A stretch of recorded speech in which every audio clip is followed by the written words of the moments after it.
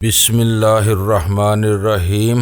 گمنام ہیرو کے معزز ناظرین السلام علیکم۔ آئیے چلتے ہیں کہانی کی طرف۔ اس جریوں بھرے چہرے پر چھوٹی چھوٹی آنکھیں عجیب پر اسرار سا تاثر دے رہی تھی۔ اس کا گنجا سر انڈے کے چھلکے کی طرح چمک رہا تھا۔ اس کی ٹھوڑی پر چاند بال تھے، ہونٹوں کے کناروں پر باریک مونچھیں چوہوں کی دموں کی طرح لٹکی ہوئی تھی۔ اس کے کندھے پر کپڑے کا ایک میلا سا تھیلا لٹکا ہوا تھا۔ وہ اس بستی کا وید تھا اور اسے یہاں لے کر آنے والا مکھیا تھا۔ وہ دونوں میرے سامنے بیٹھ گئے۔ وید نے مجھے ہاتھ سے پکڑ کر زمین پر بٹھا دیا اور میری پشت پر پہنچ کر میرے سر کے زخم کا جائزہ لینے لگا۔ اس نے انگلیوں سے سر کو ٹٹولنا شروع کیا تو میرے دماغ میں ٹیسیں سی اٹھنے لگیں۔ اس نے تھیلے میں سے کینچی نکال کر میرے سر کے بال کاٹ دیے اور پھر ایک ڈبیا میں سے مٹیالے سے رنگ کا مرہم نکال کر زخم پر لگانے لگا اور پھر پٹی اس زور سے باندھی تھی کہ جیسے میرا سر آہنی شکنجے میں کس دیا ہو۔ اس کام سے فارغ ہو کر اس نے مکھیا سے کچھ کہا اور اپنا تھیلا کندھے پر لٹکا کر وہاں سے رخصت ہو گیا۔ مکھیا میرے سامنے دوزانو ہو کر بیٹھ گیا۔ وہ کچھ دیر نظریں جمائے میرے چہرے کی تکتا رہا، پھر ٹھہرے ہوئے ہموار لہجے میں کچھ کہنے لگا، لیکن ان لوگوں کی طرح وہ زبان بھی میرے لیے اجنبی تھی۔ ایک لفظ بھی میرے پلے نہیں پڑا۔ وہ اس لڑکی کی طرف دیکھ مڑ گیا جو اب تک مجھے سہارا دیے ہوئے تھی۔ وہ لڑکی بھی شاید کچھ نہیں سمجھ سکی تھی۔ اس نے بھی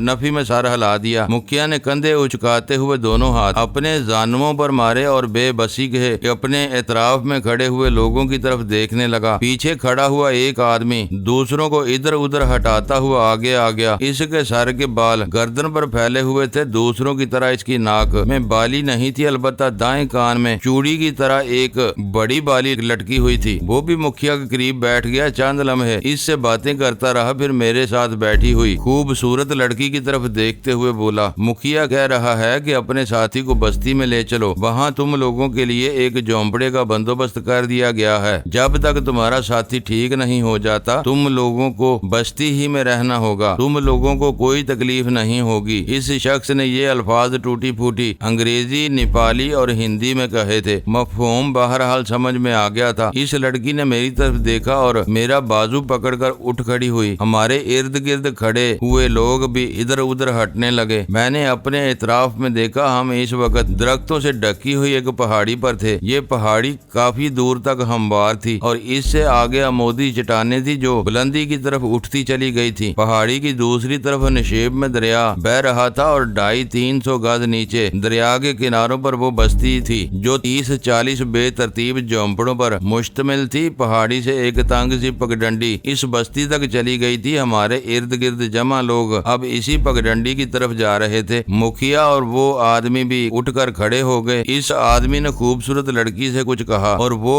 میری طرف دیکھتے ہوئے بولی، اس کا نام سمبا ہے، ہمت سنگھ۔ یہ پوچھ رہا ہے کہ تم اپنے پیروں پر چل سکو گے یا تمہیں گود میں اٹھا لیا جائے۔ میں چل رہا ہوں، میں نے اس کی طرف دیکھتے ہوئے کہا، مگر تم مجھے ہمت سنگھ کہہ کر کیوں مخاطب کر رہی ہو؟ کیا میرا نام ہمت سنگھ ہے؟ تم کون ہو؟ تم نے میرا سر اپنی گود میں کیوں رکھا ہوا تھا؟ اوہ! اس لڑکی کا چہرہ ایک دم دھواں ہو گیا، جیسے کوئی شدید ذہنی دھچکا لگا ہو۔ آنکھوں کی وحشت کچھ اور بڑھ گئی۔ کیا کہہ رہے ہو تم؟ وہ میری طرف دیکھتے ہوئے ہکلائی، میں بملا ہوں اور تم ہمت سنگھ۔ ہم دونوں۔ اسی لمحے سمبا نے مڑ کر کچھ کہا اور وہ لڑکی خاموش ہو گئی۔ اس کے چہرے پر بے پناہ کرب کے تاثرات ابھر آئے تھے۔ اس نے میرا ہاتھ تھام لیا اور ہم آہستہ آہستہ اس پگڈنڈی پر چلنے لگے۔ میں اگرچہ بہت آہستہ آہستہ چل رہا تھا، لیکن قدم زمین پر رکھنے سے سر میں دمک سی پیدا ہو رہی تھی جس سے رہ کر دماغ میں ٹیسیں اٹھ رہی تھی۔ کچھ لوگ ہمارے آگے چل رہے تھے اور کچھ پیچھے، البتہ وہ لڑکی میرے ساتھ ساتھ چل رہی تھی جس نے اپنا نام بملا بتایا تھا۔ اس نے اب بھی میرا ایک بازو تھام رکھا تھا۔ وہ بار بار میری طرف دیکھ رہی تھی۔ اس کے چہرے پر اب بھی کرب نمایاں تھا۔ بستی کے قریب کچھ اور لوگ بھی ہمارے استقبال کے لیے موجود تھے، لیکن ہمیں دیکھ کر ان میں سے کوئی آگے نہیں بڑھا۔ ان میں مرد بھی تھے اور عورتیں بھی، اور وہ سب عجیب سی نظروں سے مجھے اور میرے ساتھ آنے والی بملا کو دیکھ رہے تھے۔ جھونپڑوں کی تعداد اگرچہ زیادہ نہیں تھی، لیکن بستی دریا کے ساتھ دور تک پھیلی ہوئی تھی۔ جھونپڑے ایک دوسرے سے خاصے فاصلے پر تھے۔ ہمیں بھی دریا کے رخ پر واقع ایک کشادہ جھونپڑے میں پہنچا دیا گیا۔ یہ جھونپڑا بھی دوسرے جھونپڑوں کی طرح اوندائے ہوئے پیالے کی طرح گول تھا۔ اس کے 2 دروازے تھے، ایک مشرق کے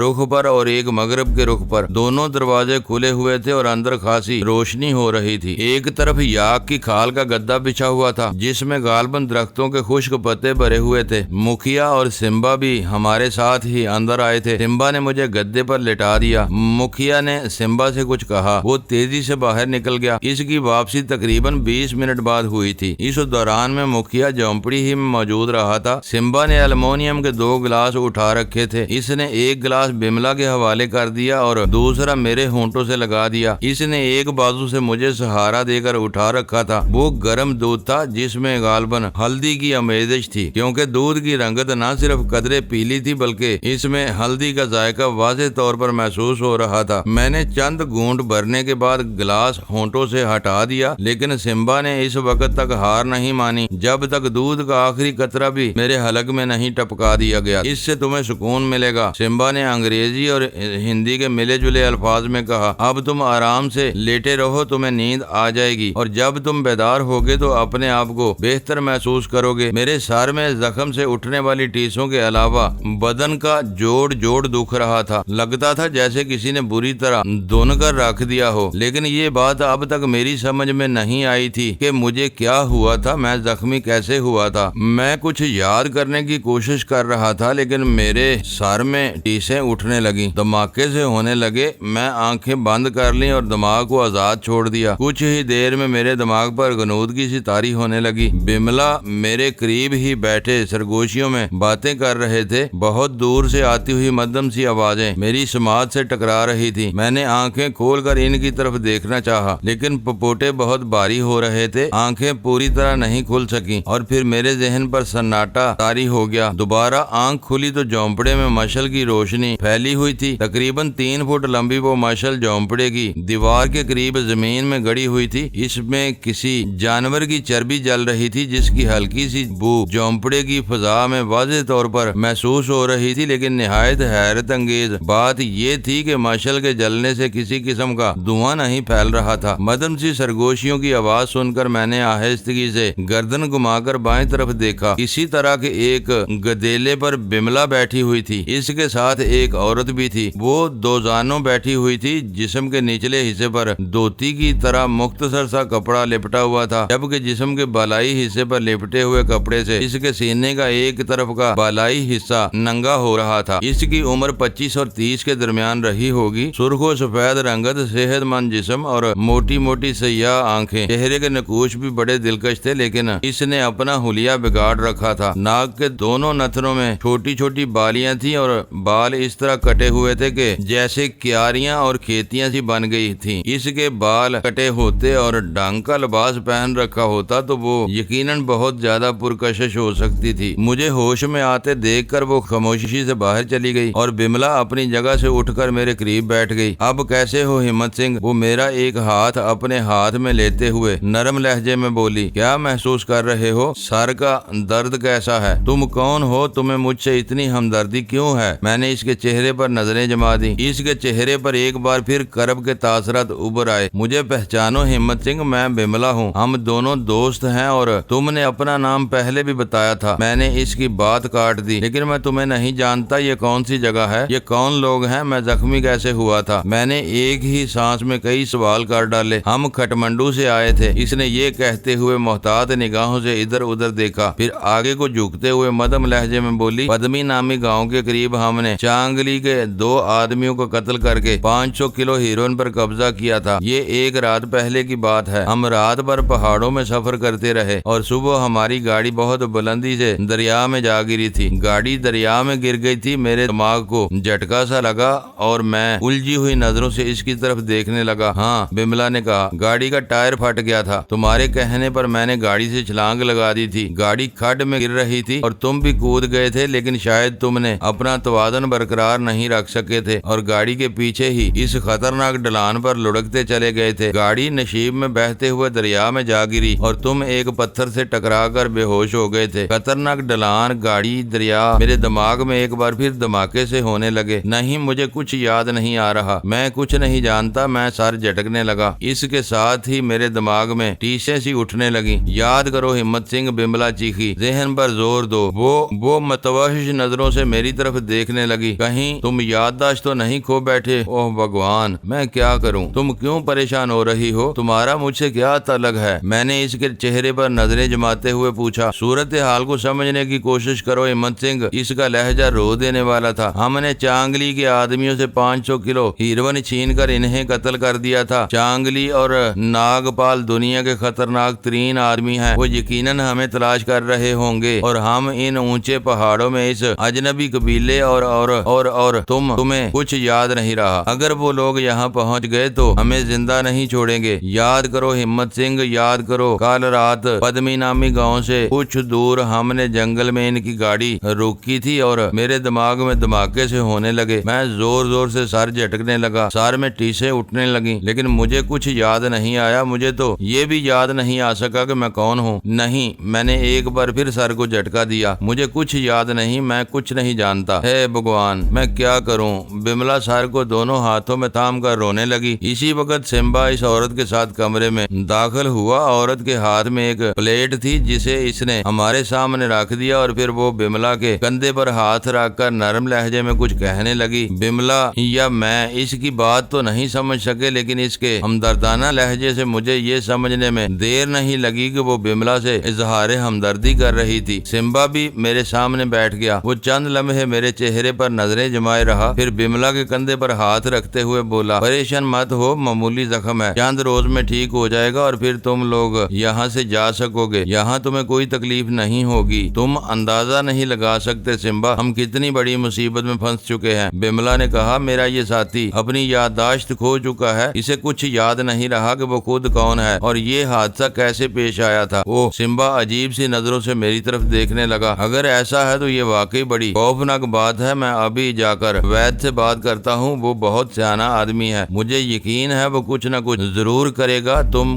لوگ کھانا کھاؤ، میں وید کے پاس جاتا ہوں۔ اس نے پلیٹ اٹھا کر ہم دونوں کے بیچ رکھ دی۔ اس پلیٹ میں یاک کے بنے ہوئے گوشت کے ٹکڑے اور 2 پیالیوں میں قہوہ تھا۔ سمبا اس عورت کو کچھ ہدایت دیتا ہوا جھونپڑے سے چلا گیا۔ تیوب نام کی وہ عورت ہمارے قریبی دوزانوں ہو کر بیٹھ گئی۔ وہ کبھی میری طرف دیکھ کر کچھ کہتی اور کبھی بملا کی طرف دیکھ، پھر اس نے قہوے کی ایک پیالی اٹھا کر بملا کی طرف بڑھا دی۔ بملا نے اس کے ہاتھ سے پیالی لے لی، تیوب نے دوسری پیالی میرے ہاتھ میں تھما دی۔ ہم قہوے کی چسکیوں کے ساتھ یاک کا بنا ہوا گوشت بھی کھاتے رہے۔ گوشت میں ہلکی سی مہک تھی۔ میں تو بڑی رغبت سے کھا رہا تھا، لیکن بملا کو شاید کھانے سے زیادہ دلچسپی نہیں تھی۔ صاف لگ رہا تھا کہ وہ زبردستی زہر مار کر رہی ہے۔ پلیٹ میں گوشت کے 1-2 چھوٹے ٹکڑے بچ گئے۔ کالی پیالیاں ہم نے پلیٹ میں رکھ دی اور تھیوٹ پلیٹ اٹھا کر جھونپڑے سے باہر چلی گئی۔ جانتے ہو یہ کون سی جگہ ہے اور یہ کون لوگ ہیں جنہوں نے ہمیں پناہ دی ہے؟ بملا نے میری طرف دیکھتے ہوئے کہا۔ نہیں، میں نے بے بسی سے نفی میں سر ہلا دیا۔ یہ تارانگ قبیلہ ہے جو پونگا رینج کے پہاڑوں میں 16,000 فٹ کی بلندی پر آباد ہے، بملا نے کہا۔ سمبا نے بتایا تھا کہ ان کا قبیلہ صدیوں سے یہاں آباد ہے۔ یہ لوگ کھیتی باڑی کرتے اور مویشی پالتے ہیں۔ رائی، جو اور کچھ چاول کی فصل بھی ہوتی ہے۔ یاک کی افزائش نسل ان کی آمدنی کا ایک اہم ذریعہ ہے۔ یہ لوگ اس جانور کا دودھ بھی استعمال کرتے ہیں اور گوشت بھی کھاتے ہیں۔ سرد ترین موسم میں رہنے والا یہ جانور سواری اور بار برداری کے کام بھی آتا ہے۔ سال میں 1 مرتبہ یہ لوگ اپنے مویشی اور رائی بیچنے کے لیے قریبی شہروں کی طرف نکل جاتے ہیں، جہاں انہیں اپنے مال کی اچھی قیمت مل جاتی ہے۔ یہ قبیلہ مختلف ٹکڑیوں میں بٹا ہوا ہے اور صدیوں سے انہی پہاڑوں میں آباد ہے۔ یہ اگرچہ بدھ کے پیروکار ہیں، لیکن وقت گزرنے کے ساتھ ساتھ ان کی مذہبی روایات میں بڑی تبدیلیاں آ چکی ہیں۔ بدھ کا تو اب صرف لیبل ہی رہ گیا ہے، ورنہ ان کا کوئی دھرم نہیں ہے۔ ان کی اپنی کچھ روایات ہیں۔ یہ بڑے مہمان نواز ہوتے ہیں، مہمان کے لیے سب جان بھی دے دیتے ہیں۔ ان کے ہاں شادی کی رسم بھی دلچسپ ہے۔ سال میں 1 مرتبہ کھلے میدان میں ہر ایک کے مقابل ہر لڑکی کے لیے مقابلہ ہوتا ہے۔ مقابلے میں حصہ لے سکتا ہے، جیتنے والا لڑکی کا حقدار بنتا ہے۔ ہاں، ایک اور دلچسپ رسم یہ ہے کہ یہ لوگ ایک دوسرے پر عورتیں جیتنے کے لیے بھی آپس میں مقابلے کرتے رہتے ہیں۔ ان کا ایسے انفرادی مقابلے کسی بھی وقت ہو سکتے ہیں۔ فیصلہ بہرحال بستی کا مکھیا ہی کرتا ہے۔ مرد کی بہادر حیثیت کا اندازہ اس کی عورتوں کی تعداد سے لگایا جاتا ہے۔ کسی مرد کے پاس تو کئی عورتیں بھی ہو سکتی ہیں اور کسی کے پاس واحد عورت بھی ہار جائے اور اسے کمزور اور بہت غریب سمجھا جاتا ہے۔ لیکن قبیلے کا کوئی شخص حسد و رقابت کے جذبات سے آشنا نہیں ہے۔ ان کی ایک اور دلچسپ رسم یہ ہے کہ شادی شدہ آپس میں اپنی بیویوں کا تبادلہ بھی کر لیتے ہیں۔ مثلاً دو کو ایک دوسرے کی بیویاں پسند آ جائیں تو وہ چند روز کے لیے ان کا تبادلہ بھی کر لیتے ہیں۔ بڑی حیرت انگیز رسمیں ہیں۔ میں نے کہا تمہیں کیا پریشانی ہے؟ تم تو ان میں سے نہیں لگتی، تمہارے چہرے کے نقش اور تمہارا حلیہ بھی ان سے بہت مختلف ہے، تم کیوں پریشان ہو رہی ہو؟ بات کو سمجھنے کی کوشش کرو ہمت سنگھ، وہ رو دینے والی آواز میں بولی۔ ہم بہت بڑی مصیبت میں پھنسنے والے ہیں، اگر وہ لوگ ہمیں تلاش کرتے ہوئے اس طرف آ گئے تو ہمیں زندہ نہیں چھوڑیں گے۔ کون لوگ؟ میں نے الجھی ہوئی نظروں سے اس کی طرف دیکھا۔ ہم نے کسی کا کیا بگاڑا ہے؟ ہماری کسی سے کیا دشمنی ہے؟ چانگلی کے آدمی، بملا نے کہا، ان کے 2 آدمی ہمارے ہاتھوں مارے گئے ہیں اور ہم نے ان کے قبضے سے اربوں روپے کی ہیروین چھین لی تھی۔ وہ ہیروین تو دریا میں بہہ گئی لیکن ہم زندہ ہیں ان کے انتقام کا نشانہ بننے کے لیے۔ کون دریا میں بہہ گئی؟ میں نے الجھی ہوئی نظروں سے اس کی طرف دیکھا۔ ہیروین، اس نے میرے چہرے پر نظریں جماتے ہوئے کہا۔ اپنے ذہن پر زور دو ہمت سنگھ، یاد کرو گزشتہ رات ہم نے کس طرح ان لوگوں سے وہ ہیروین چھینی تھی۔ ذہن پر زور دے کر سوچو تم کون ہو اور سینکڑوں میل کا سفر طے کر کے تم اس طرف کیوں آئے تھے؟ تم نے چانگلی کے آدمیوں سے وہ ہیروین کیوں چھینی تھی؟ اور پھر ہم رات بھر ان پہاڑوں میں سفر کرتے رہے لیکن صبح ہوتے ہی ہماری کار گہرائی میں بہتے ہوئے دریا میں گر گئی تھی اور تم وہ چند لمحوں کو خاموش ہوئی، پھر بات جاری رکھتے ہوئے کہنے لگی، جس جگہ کار گری تھی وہاں عمودی چٹان ڈھلان تھی اور دریا تقریباً 400 فٹ کی گہرائی میں بہ رہا تھا۔ تم بھی اس ڈھلان پر لڑکتے ہوئے ایک پتھر سے ٹکرا کر رک گئے تھے اور بے ہوش ہو گئے تھے۔ میں تمہیں بچانے کے لیے ڈھلان پر اترنا چاہتی تھی لیکن وہ عمودی ڈھلان بہت خطرناک تھی۔ میں راستے کی تلاش میں تقریباً 200 گز مزید اوپر چلی گئی اور پھر مجھے یہ بستی نظر آ گئی۔ میرے چیخنے کی آواز سن کر سمبا اور بستی کے کچھ لوگ اس طرف آ گئے۔ انہوں نے تمہیں تو ڈھلان پر اتر کر بچا لیا لیکن وہ کار، وہ ایک بار پھر خاموش ہو گئی۔ اس کے چہرے پر بے پناہ مایوسی عود کر آئی تھی۔ جس جگہ کار گری تھی وہاں دریا بہت گہرا اور پانی کی رفتار بہت تیز تھی۔ کار 500 کلو ہیروین سمیت اس گہرے تیز پانی میں غائب ہو گئی۔ سمبا اور اس کے آدمی تمہیں اٹھا کر بستی میں لے آئے۔ تم تقریباً 6 گھنٹے بعد ہوش میں آئے تھے لیکن تمہیں کچھ یاد نہیں رہا۔ تم مجھے بھی بھول گئے، اپنے آپ کو بھی بھول گئے ہو۔ یاد کرنے کی کوشش کرو ہمت سنگھ، ذہن پر زور دو۔ اگر تمہیں کچھ یاد نہ آ سکا تو میں کیا کروں گی؟ ان اجنبی لوگوں کے بیچ کیسے زندہ رہ سکوں گی؟ یاد کرو ہمت سنگھ، ذہن پر زور دو۔ رات کو جب ہم نے جنگل میں اس گاڑی کو روکا تھا تو میرے دماغ میں سنسناہٹ ہو رہی تھی۔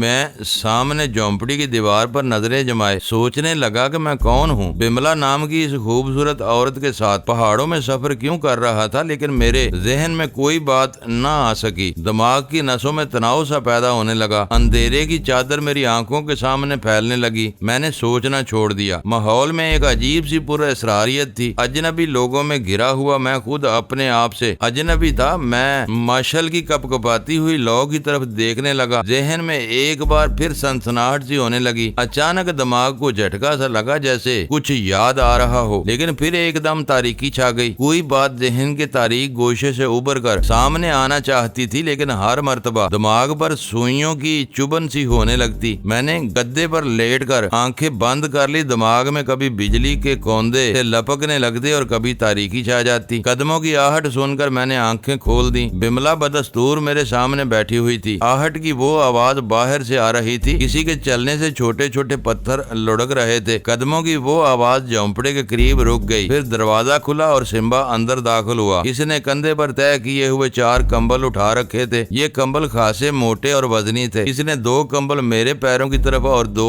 دوسرے گدے پر ڈال دیے تھے۔ اس نے سرسری سے انداز میں باری باری ہم دونوں کی طرف دیکھا اور پھر میرے سامنے بیٹھ گیا۔ کیسی طبیعت ہے اب؟